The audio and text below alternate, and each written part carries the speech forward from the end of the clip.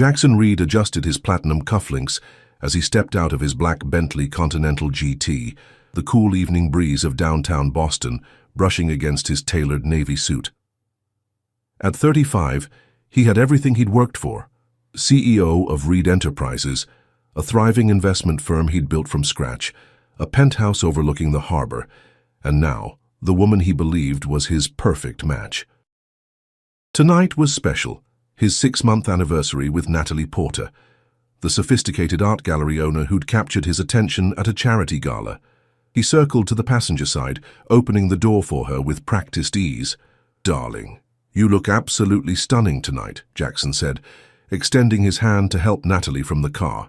Her emerald dress hugged her slender figure, complementing her auburn hair that cascaded in soft waves past her shoulders. "Only the best for my favorite restaurant," Natalie replied with a smile that didn't quite reach her eyes.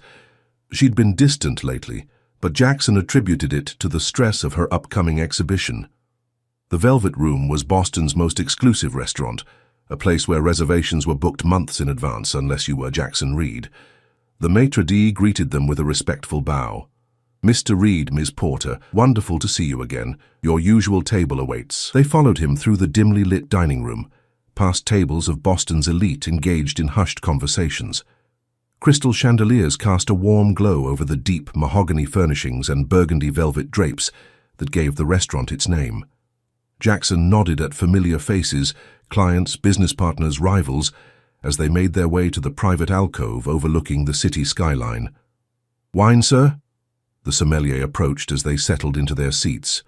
"The 2015 Chateau Margaux, please," Jackson replied without consulting the wine list. He reached across the table, taking Natalie's hand in his. "I have something for you." He pulled a small velvet box from his jacket pocket, placing it on the table between them. Natalie's eyes widened. "Jackson, we agreed." "It's not a ring," he assured her with a chuckle. "Not yet, anyway." He pushed the box closer. "Open it." Inside lay a platinum key attached to a designer keychain.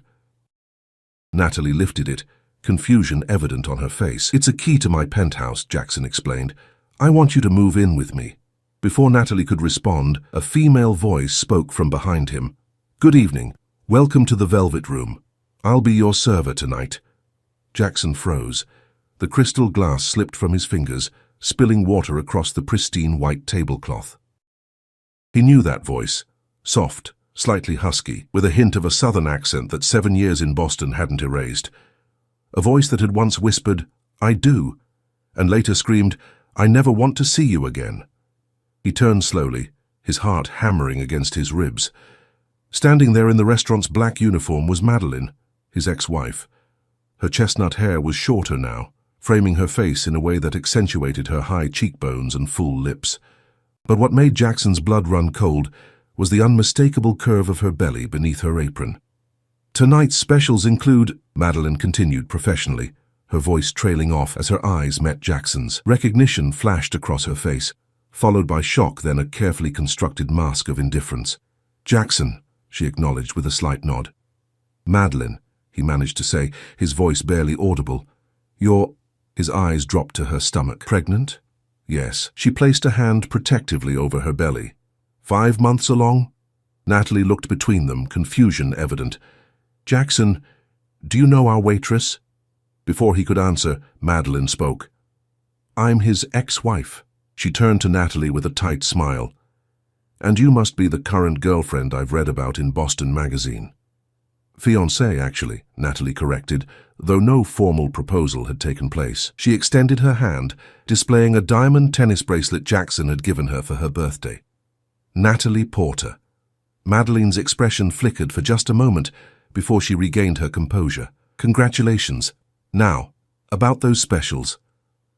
Jackson barely heard her recitation of the chef's offerings. His mind was racing, calculating dates. 5 months pregnant. They'd been divorced for 8 months. The timing made his heart constrict painfully. "I'll give you a moment to decide," Madeline said, turning to leave. "Wait," Jackson called after her.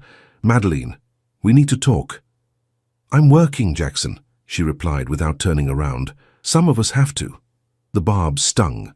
When they'd been married, Madeline had been finishing medical school, her dream of becoming a pediatrician nearly within reach. Now she was waiting tables while pregnant. What had happened?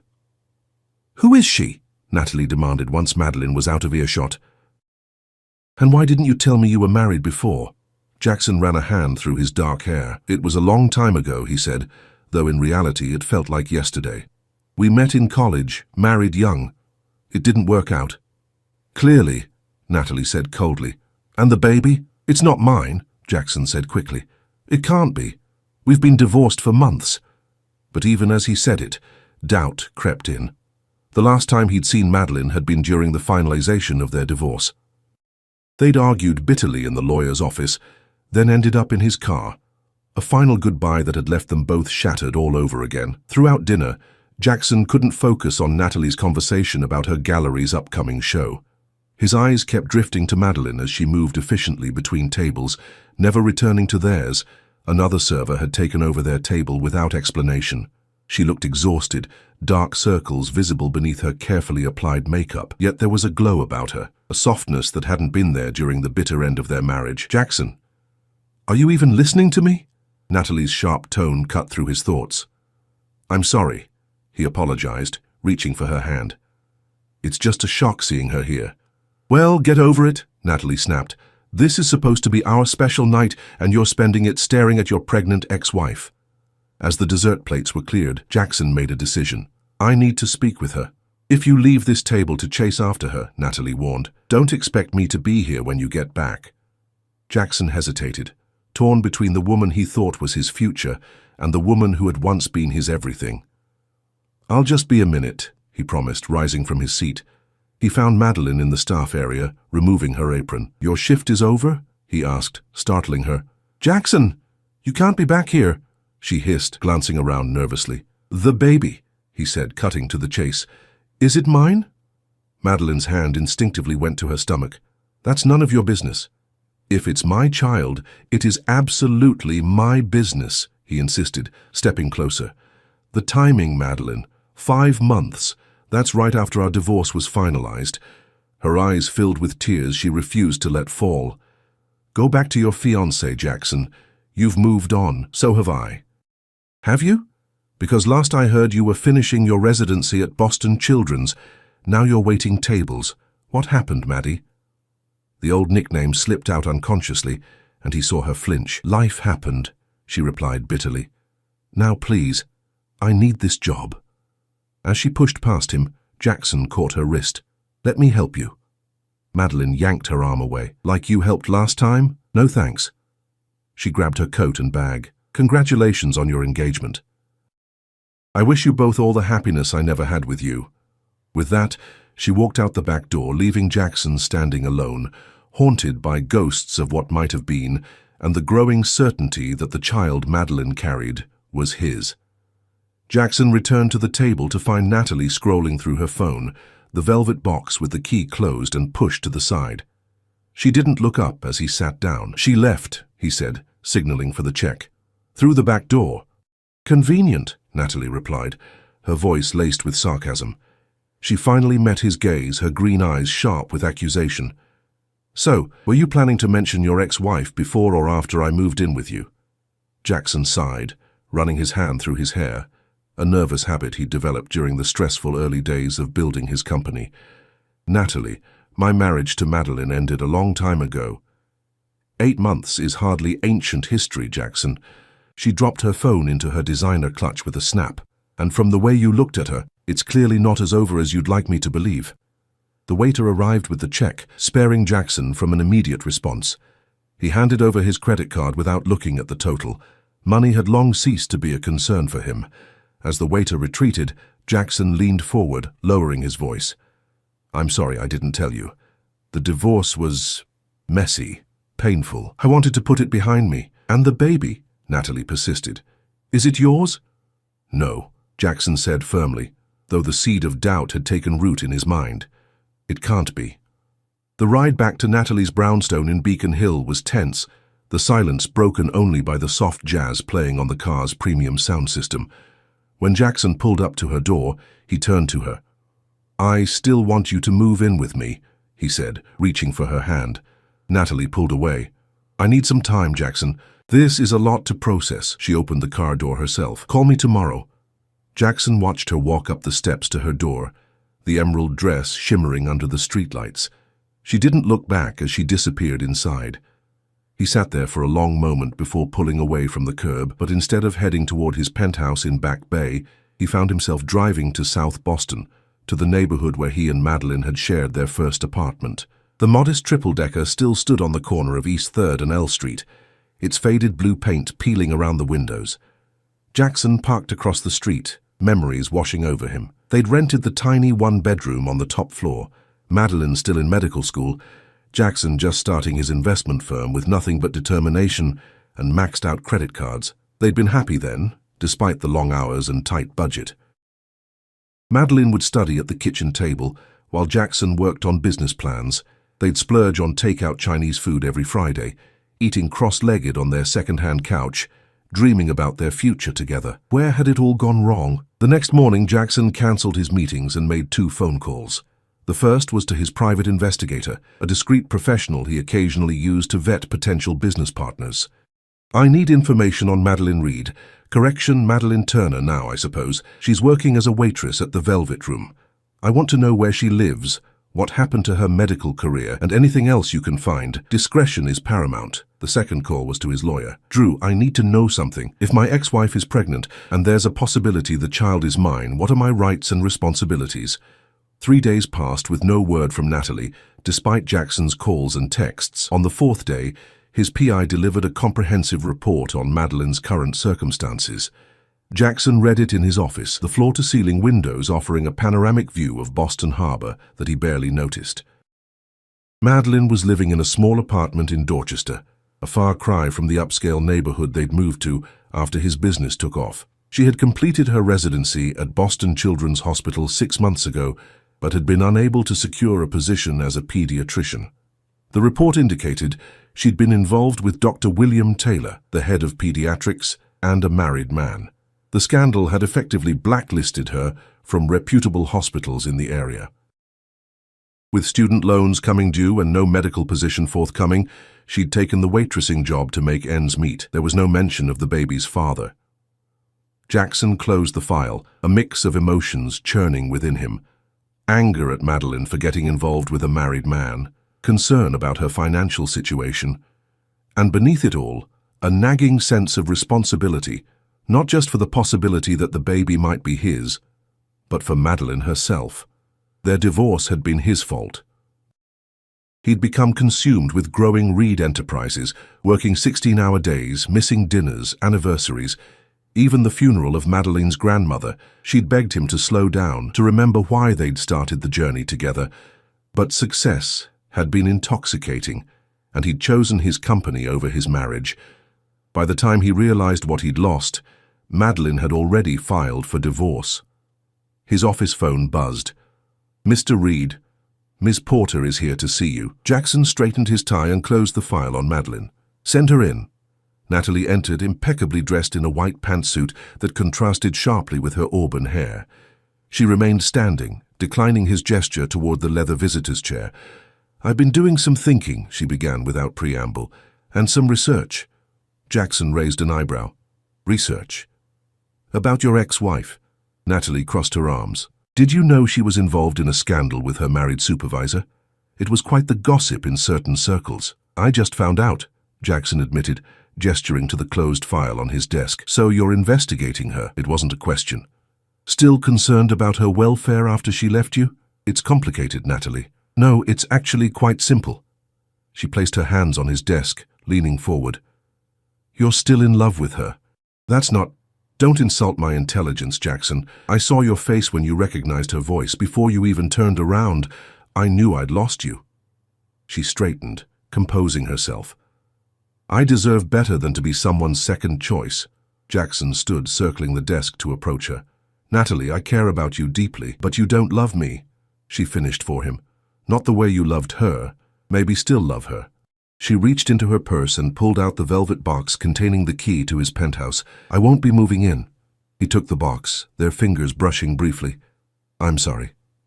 "So am I." She moved toward the door, then paused. For what it's worth, Jackson, I think you should find out if that baby is yours, and if it is, do better by them than you did by her the first time around. After Natalie left, Jackson stood at his office window, watching boats crisscross the harbor. The PI's report had included Madeline's work schedule at the Velvet Room. She would be there tonight. That evening, Jackson waited outside the restaurant staff entrance. The sky had darkened to a deep indigo, streetlights casting pools of yellow light on the wet pavement from an earlier rain. When Madeline emerged, her coat pulled tight around her, she stopped short at the sight of him leaning against his car. "Are you stalking me now?" she demanded, clutching her purse closer. "We need to talk, Maddie. There's nothing to say." She started walking toward the tea station. Jackson fell into step beside her. "I know about Dr. Taylor." Madeline froze. "How dare you?" "I'm not judging you," he said quickly. "I'm worried about you. Working on your feet all day can't be good for the baby." "Don't pretend you care about this baby," she snapped. "You made it very clear during our divorce that children weren't in your 5-year plan." The words stung because they were true. When Madeline had brought up starting a family, Jackson had dismissed the idea, focused entirely on growing his company to the exclusion of everything else. "People change," he said quietly. "Priorities change." Madeline laughed bitterly. "Not you, Jackson. You're still the same ambitious man who put his company before his marriage. That's not fair. Isn't it? You're CEO now, just like you always wanted. Congratulations." She resumed walking. "Now leave me alone." "The baby," Jackson persisted, keeping pace with her. "Is it mine?" Madeline stopped again, turning to face him fully. In the glow of the streetlight, he could see the exhaustion etched on her face, the dark circles under her eyes. "Why would you think that?" "The timing. After our divorce was finalized, that day in my car." Her expression softened briefly before hardening again. "It doesn't matter." "It matters to me." Jackson's voice rose, drawing the attention of passers-by. He lowered it. "If that's my child, I have a right to know." "Rights?" Madeline's eyes flashed dangerously. "Let me tell you about rights, Jackson. You had the right to be a husband when we were married. You had the right to be there when I needed you. You chose not to exercise those rights." She pressed a hand to her belly. "As for this baby, Dr. Taylor is the father." The statement hit Jackson like a physical blow. "You're sure?" "Positive," Madeline said, her voice steady. "Now, if you'll excuse me, I need to catch the last train." As she walked away, Jackson called after her. "Let me drive you home, at least. It's late, and Dorchester isn't the safest neighborhood." Madeline turned back, suspicion evident in her expression. "How do you know where I live?" Jackson had the grace to look sheepish. "I was concerned about you." "So you had me investigated?" She shook her head in disbelief. "Your control issues haven't changed either." Despite her anger, a particularly strong gust of wind made Madeline shiver, and Jackson saw her glance uncertainly toward the tea station several blocks away. "It's just a ride, Maddie. No strings attached." After a moment's hesitation, she nodded reluctantly. "Fine, but just a ride." The interior of Jackson's Bentley smelled of expensive leather and his signature cologne, a scent that triggered a flood of memories for Madeline as she settled into the passenger seat. She recalled buying him that cologne for their 3rd anniversary, never imagining that one day they'd be strangers to each other. "Your address?" Jackson asked, keeping his eyes on the road as he pulled away from the curb. 86 Westville Street, Dorchester," she replied stiffly, staring out the window at the passing city lights. They drove in silence for several minutes, the tension between them almost tangible. Madeline was acutely aware of Jackson's presence beside her, the way his hands gripped the steering wheel, the slight crease between his brows as he concentrated on the road. He'd always been handsome in a classic way, with strong features and those intense grey eyes that seemed to see right through her defenses. "How are you feeling?" he finally asked, his voice softer than before. "With the pregnancy, I mean." Madeline placed a protective hand over her rounded belly. "Tired. My feet kill after an 8-hour shift. You shouldn't be working so hard in your condition. Not all of us have the luxury of choice, Jackson."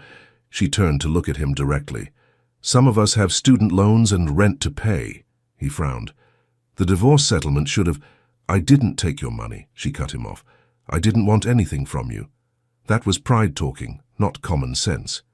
"Maybe so," she conceded, "but it was my decision."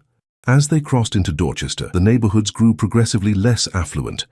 Jackson's luxury car stood out starkly against the backdrop of modest triple-deckers and corner stores with security grates. "Turn left at the next light," Madeline instructed, "then right on Westville."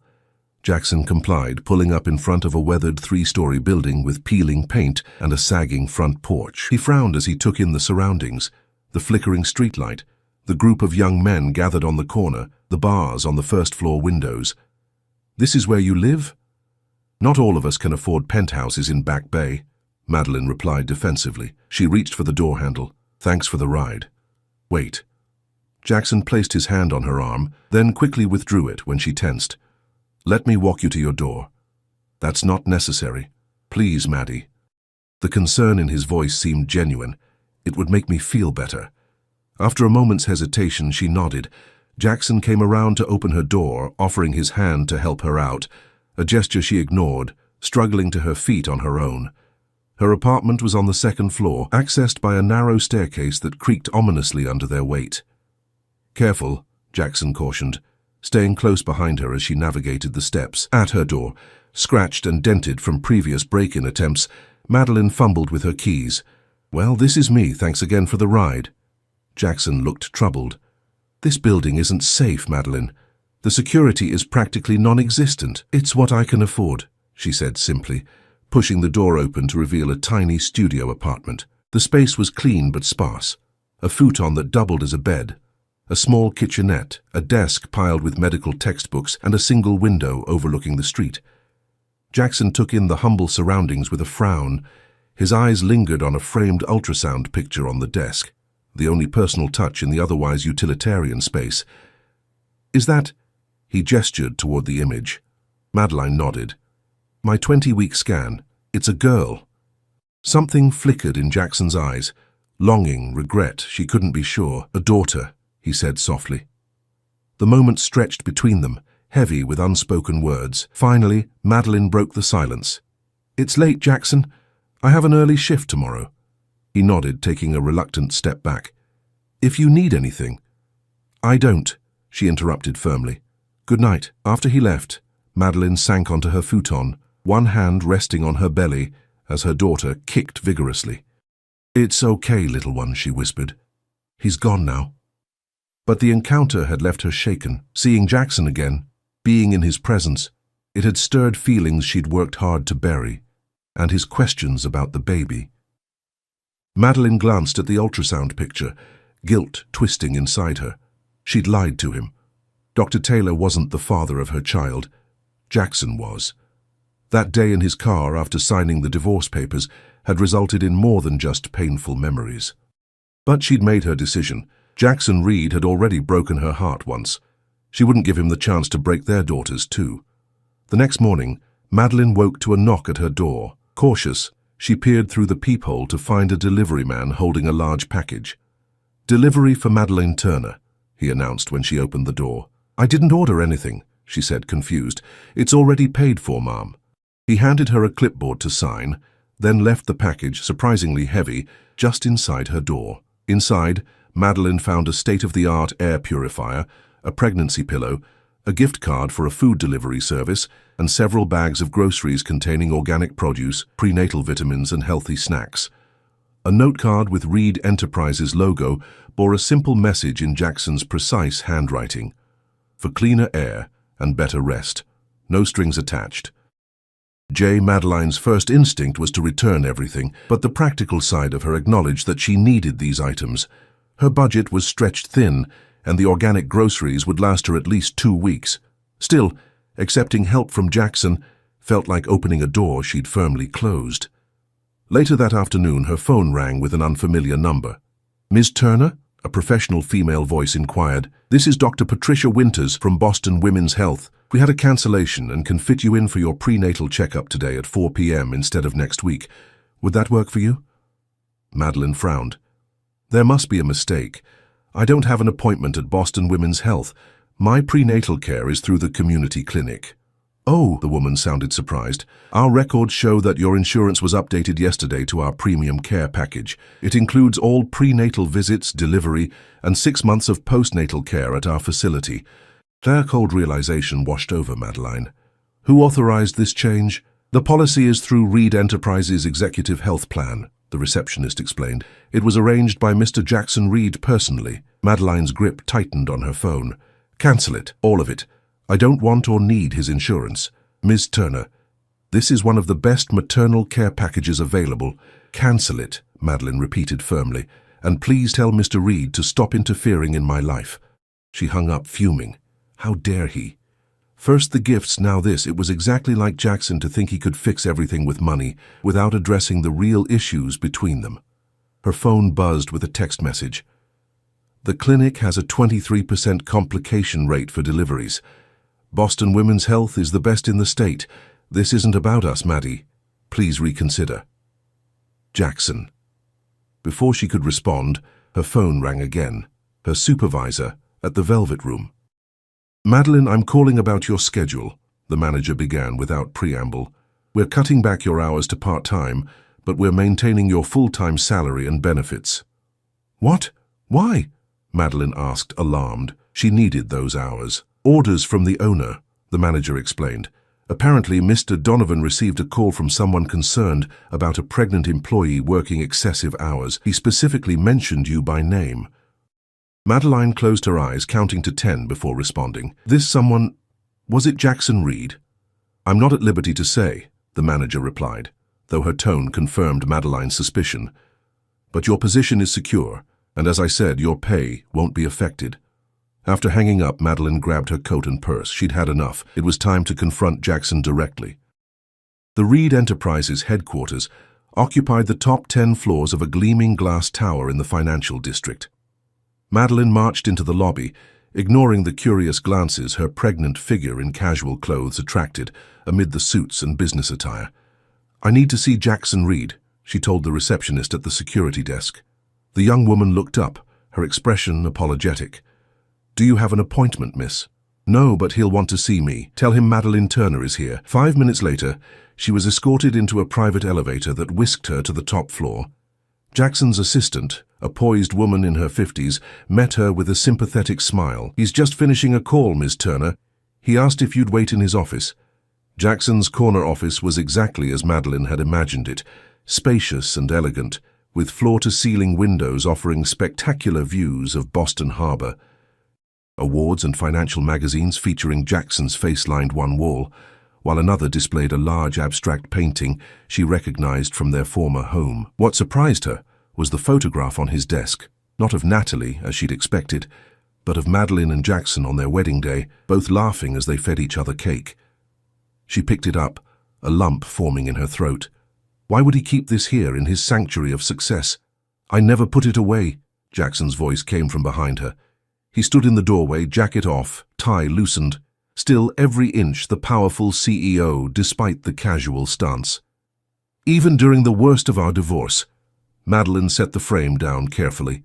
You had no right to interfere with my job or my medical care.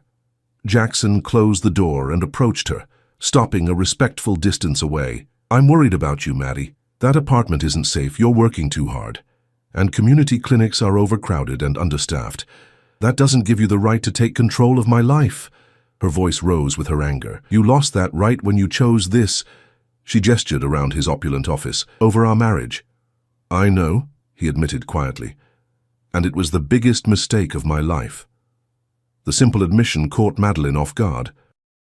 Jackson Reed didn't admit mistakes. He justified decisions, reframed setbacks as strategic adjustments, but never acknowledged failure. What happened with your fiancée? She asked, suddenly realizing the implication of the wedding photo's prominent placement. Natalie ended things, he said. She recognized what I was only beginning to understand myself. He met Madeline's gaze directly. I never stopped loving you. Madeline took an instinctive step back, her heart hammering in her chest. Don't do this, Jackson. Not now. When then? He moved closer, his gray eyes intense. We've wasted so much time already. You can't just walk back into my life and expect everything to be fixed with grand gestures and declarations, Madeline said, finding her voice. You broke us, Jackson. You chose your ambition over our marriage. I know, he acknowledged, surprising her again with his candor. "And I've paid for that choice every day since you left." He gestured to the expansive office. "All of this means nothing without someone to share it with." Madeline crossed her arms protectively over her belly. "So that's what this is about? You're lonely at the top and want your ex-wife back to complete the picture of success?" Jackson shook his head. "This isn't about completing any picture. It's about realizing what truly matters." He paused, his expression vulnerable, in a way Madeline had rarely seen. "Losing you was my wake-up call, Maddie. Too late, I know, but I've changed." "People don't change, Jackson. Their priorities do." He gestured toward her stomach. "That baby is none of your concern," she cut him off sharply. "But what if she is?" Jackson challenged, stepping closer. "What if she's mine?" Madeline felt cornered, both physically and emotionally. "I told you, Dr. Taylor," is a convenient lie, Jackson finished for her. "I had my investigator look into William Taylor. He was in a medical conference in Switzerland the week after our divorce was finalized, the time frame when this baby would have been conceived." Madeline's face flushed with anger and embarrassment. "You had no right to investigate my personal life." "Maybe not," Jackson conceded. "But I needed to know the truth." His voice softened. "The baby is mine, isn't she?" The direct question hung in the air between them. Madeline considered continuing the lie, but exhaustion swept over her. She was tired of struggling alone, tired of pretending, tired of denying the truth that grew more obvious with each passing day. "Yes," she finally admitted, tears welling in her eyes. "She's yours." Jackson exhaled shakily, as if he'd been holding his breath. He took another step toward her, stopping when she held up a hand. "Why didn't you tell me?" he asked, his voice a mixture of hurt and wonder. "Because I didn't want her to be a Reed Enterprises obligation," Madeline said bitterly. "I didn't want her to grow up feeling like an afterthought to her father's precious company, the way I felt for the last 2 years of our marriage." Jackson flinched at her words.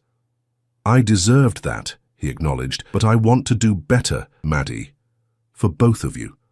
"How?" "By throwing money and influence around, by trying to control every aspect of our lives." She shook her head. "That's not what we need." "Then tell me what you do need," he pleaded. "Because I can't stand knowing you're living in that unsafe apartment, working on your feet all day, struggling to make ends meet when I have the means to help you. I need—" Madeline's voice broke. What did she need? Pride had kept her from accepting Jackson's financial support during the divorce, but was it fair to deny her daughter a better situation because of it? "I need to know this isn't just about the baby, that you're not just trying to secure your heir." Jackson's expression softened. "This is about our family, Maddie. The family I was too blind to appreciate when I had it." He took a tentative step forward, and this time she didn't back away. "Let me show you how much things have changed." "Words are easy, Jackson. You always had a way with those." "Then judge me by my actions," he challenged. "Give me 6 months. If I haven't proven myself to you by then, I'll respect whatever boundaries you set for our relationship moving forward." Madeline considered his proposition. 6 months would take them past the baby's birth, a critical time when she would need support the most, and despite everything, a small part of her still wanted to believe in the man she'd once loved enough to marry. "What exactly are you proposing?" she asked cautiously. "Move into one of my properties, not with me," he added quickly, seeing her expression. "I own a townhouse in Cambridge that's sitting empty. It's in a safe neighborhood, close to good schools and hospitals. Take a leave from waitressing, focus on your health and the baby.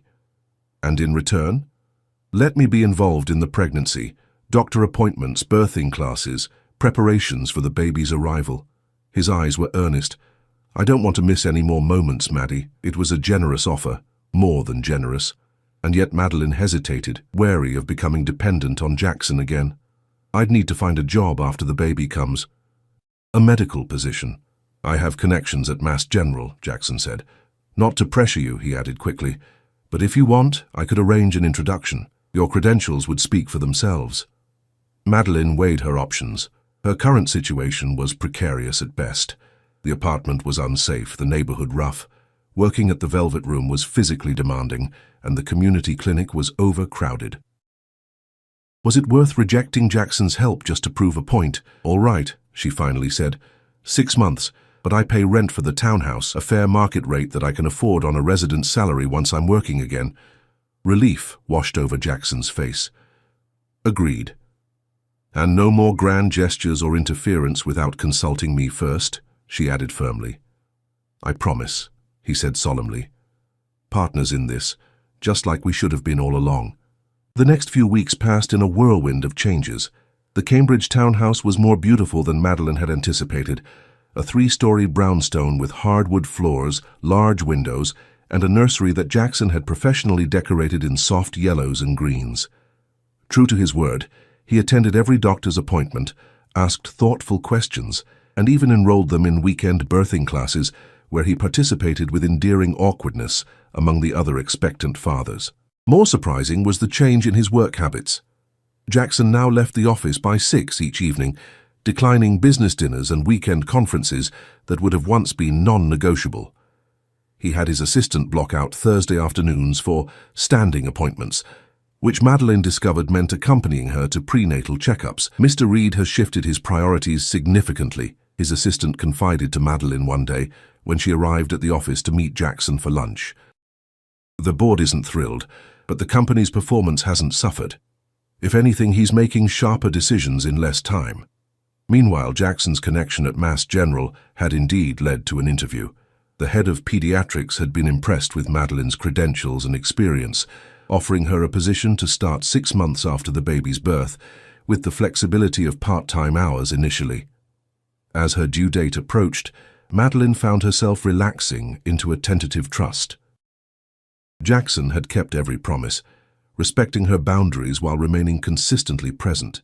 He'd even attended a therapy session with her, at her request, where they'd begun the difficult work of addressing the wounds of their failed marriage.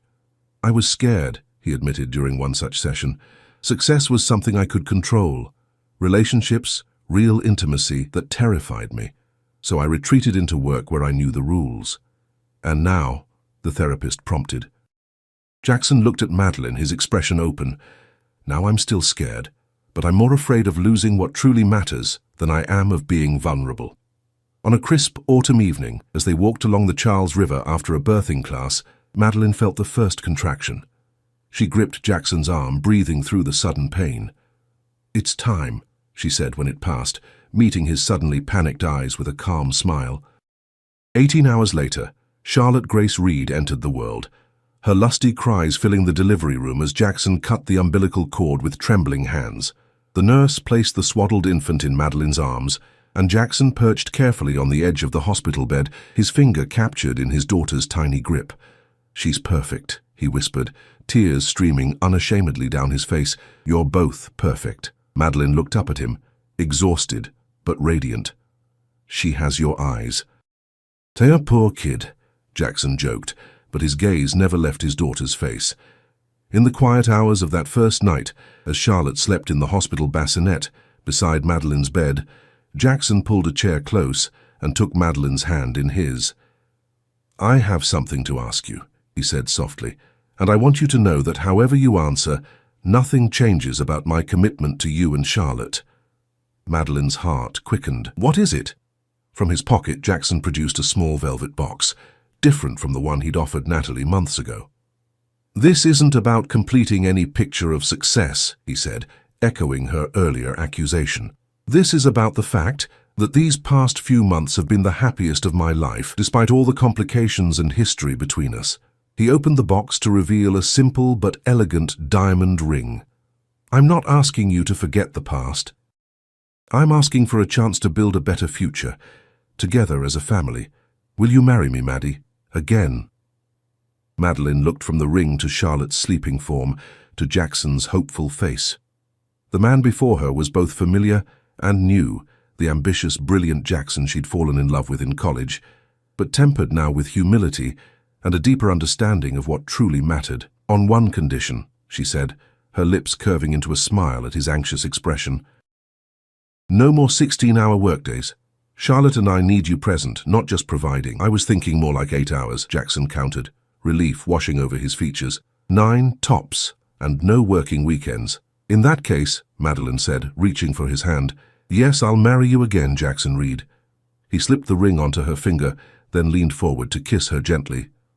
I promise you won't regret giving us this second chance. As if on cue, Charlotte stirred in her bassinet, her tiny face scrunching up as she prepared to cry. Jackson reached for her before Madeline could move, lifting his daughter with newfound confidence. "Hey there, princess," he murmured, cradling her against his chest. "Did you hear that? Your mom just made me the happiest man in Boston, again." Watching them together, Jackson swaying gently as Charlotte settled back to sleep against his shoulder, Madeline felt the last of her reservations melt away. They had a long road ahead, rebuilding trust and creating new patterns as partners and parents. But for the first time in years, she believed in their future together. Sometimes, she reflected, the most unexpected reunions led to the most beautiful new beginnings.